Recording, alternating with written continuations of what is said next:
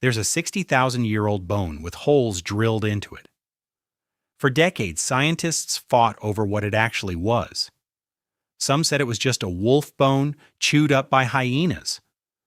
Others said it was one of the first musical instruments ever made by a human hand. And the answer to that fight might tell us something about why humans survived and other human species didn't. If you're into early human history, this is one of the strangest mysteries out there. Because music doesn't do anything obvious for survival. It doesn't feed you. It doesn't protect you from a lion. So why did it show up so early, and why does every single human culture ever discovered have it?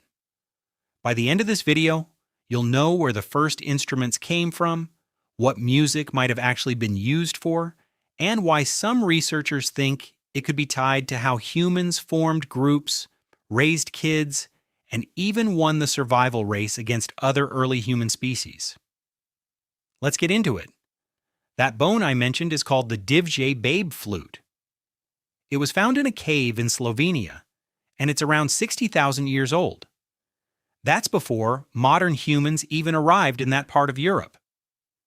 So if it really is a flute, it might have been made by Neanderthals. For years, this caused a huge argument. Some scientists looked at the holes and said, these are just bite marks from a cave bear or hyena chewing on the bone. Others looked at the spacing of the holes and said, no, these are evenly spaced on purpose, like finger holes on a flute. Here's the simple takeaway. Even if this exact bone wasn't an instrument, the debate itself proves something. We can't even tell the difference between an animal bite and an instrument from 60,000 years ago. That's how long humans and human-like species may have been experimenting with sound.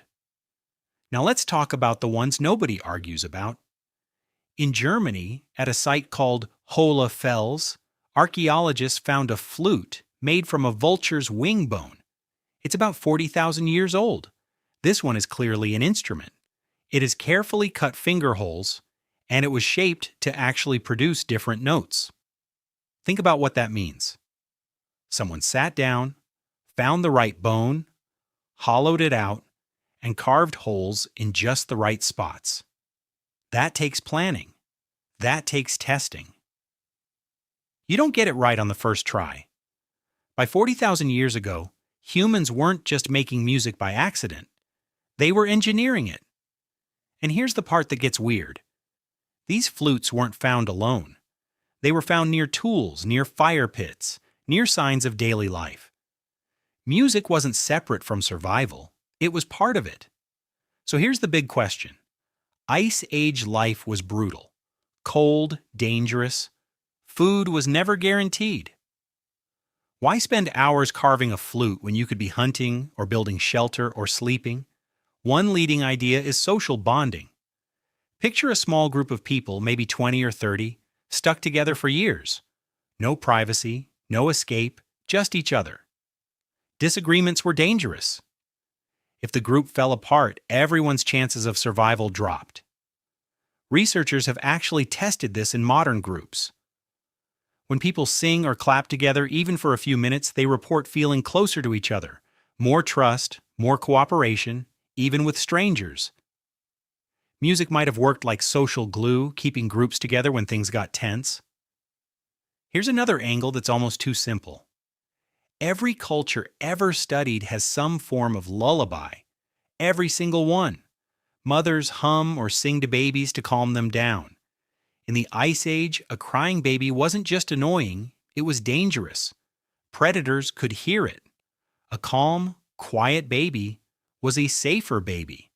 So one theory is that music started small, not as performance, not as art, but as a tool, a way to soothe infants and keep them quiet when it mattered most.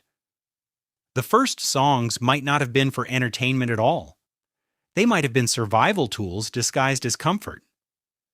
But if music started that small, how did it turn into something every culture on Earth eventually built instruments for? This is where it gets really interesting. Before writing existed, how did people remember things? Which plants were safe to eat? Which berries were poison? where the good hunting grounds were. Stories about ancestors. Here's a simple test. Try memorizing 50 random facts in a list. Now think about how many song lyrics you know by heart without even trying. Rhythm and melody make information stick. Early humans may have used music the same way, as a way to lock important information into memory and pass it down accurately, generation after generation. That bone flute might not have just been an instrument.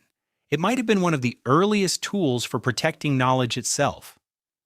Now here's where this connects to something bigger. Modern humans and Neanderthals lived at the same time for thousands of years. Both were smart. Both used tools. Both survived in harsh environments, but only one of them is still around. Some researchers think the difference might come down to group size and cooperation.